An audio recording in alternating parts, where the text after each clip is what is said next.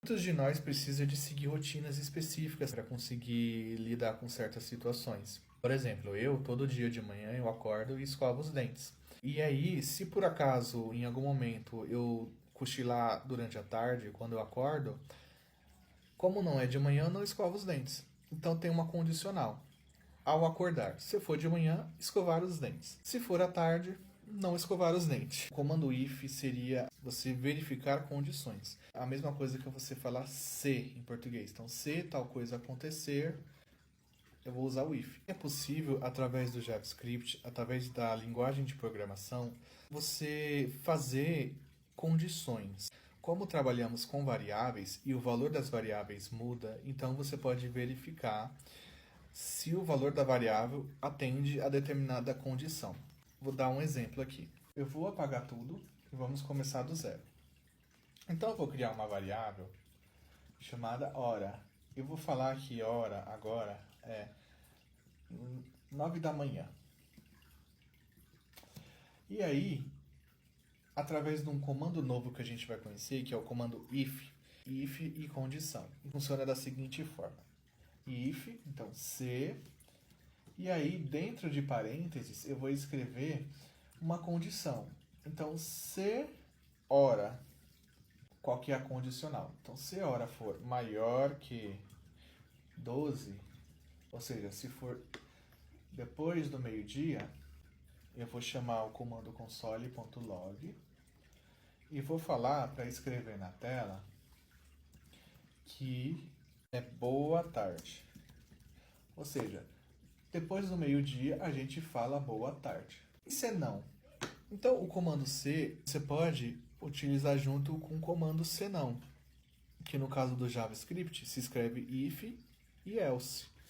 Então aqui eu posso colocar else, que seria senão, e escrever o que ele vai fazer se não for maior que 12 horas. Então, se hora for menor que 12 horas, eu vou escrever bom dia.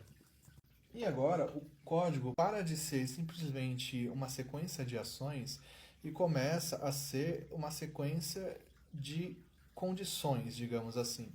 Ele começa a fazer mais sentido. Ele não simplesmente executa linha após linha. Ele vai fazer verificações e executar a linha adequada. Então, começa aqui na linha 1, o código vai criar a variável hora e definir que hora é igual a 9.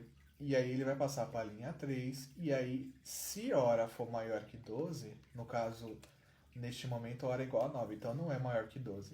Então ele não vai executar o que está dentro desse bloco de códigos, dentro de chaves. Então, sempre que a gente escreve coisas dentro de abre e fecha chaves, é um bloco de código. Ele vai pular esse bloco de código e vai seguir para a próxima linha, que é a linha 6, que é o senão, que é basicamente quando essa condição não é verdadeira. Então aqui é falso. Então, senão, ele entra aqui.